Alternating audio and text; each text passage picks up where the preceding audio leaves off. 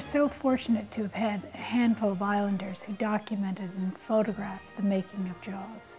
This book is a wonderful, nostalgic look back for those of us who were involved in making the film. And for everyone on island or from off island, the book is full of personal recollections of the thoughts, the actions, the excitement, and the chaos that captures so well the impact of making an old-time blockbuster Hollywood film. I started collecting Jaws memorabilia back in 1975 when I first saw the movie when I was 9 years old.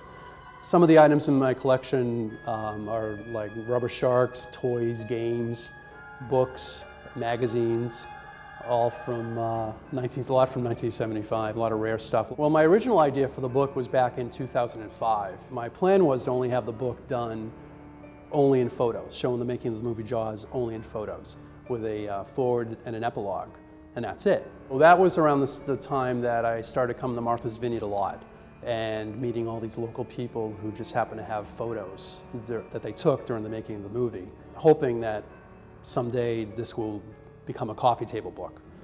One of the first people that I did meet while I was coming to Martha's Vineyard looking for photos was Edith Blake, and she is just known to have hundreds of photos that she took during the making of Jaws. She was here from beginning to end, from the very first day of production to the very last day of production. So our book was basically founded with her photos originally. It just snowballed into other people that we met. The making of the film had a lot of impact on the island because there were so many people involved in it.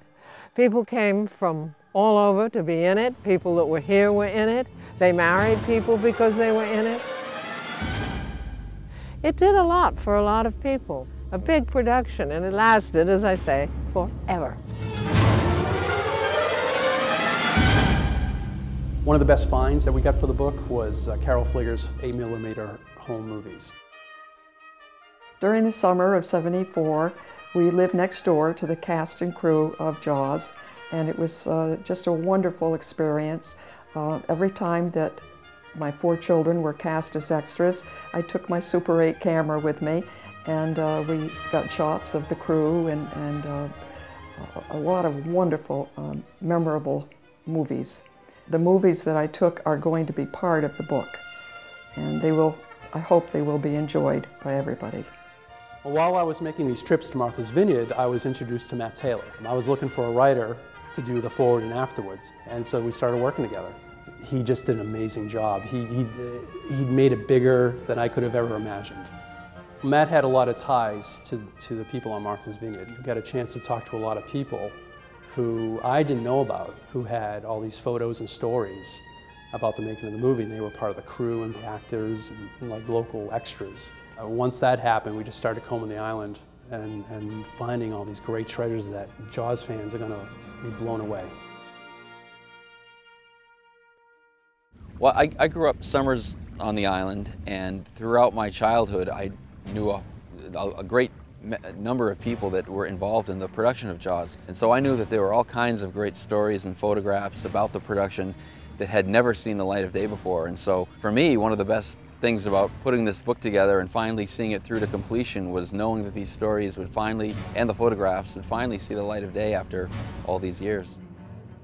Especially in the case of Lynn Murphy, who is a local marine mechanic that became particularly influential in keeping the sharks working throughout the production.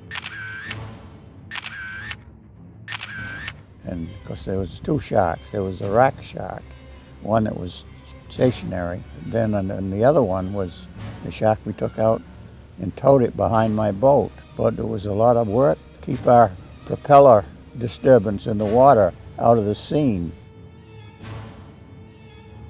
So I had to maneuver quite hard to do that, and it looked pretty good in the movie. Well, you can barely see the word tail written in magic marker on this old piece of duct tape. This is the control that was taped up in the mast. And they would control the movement of the shark with these little switches, toggle switches.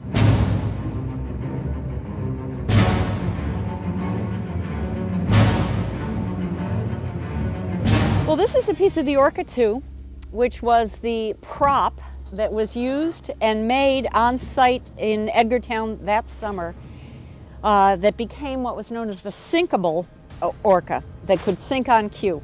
So we bought all the gear from Universal after the movie and brought it back up to Menemsha and plopped it over on Lynn's property at West Basin. What I did for the book was I took a section and cut it into strips and then made 1 by 1 inch pieces that have been embedded in a folio that is included with the commemorative edition of the Jaws book, Memories from Martha's Vineyard. Once we really got going, combing the island from one end to the other, looking for artifacts to include in the book, I was just really amazed at the amount of stuff that's actually still here.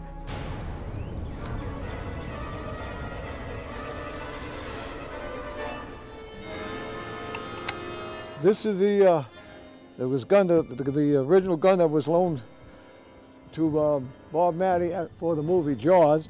This is the harpoon dot that goes on the end. In the movie, what they did, they just tied the line onto here, went to the keg, and then just fired it off. And when you fire it off, the dot comes off, and that's what goes into the shark.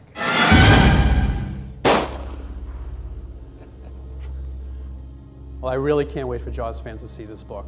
As a lifelong Jaws fan myself, this is a book that I've always wanted.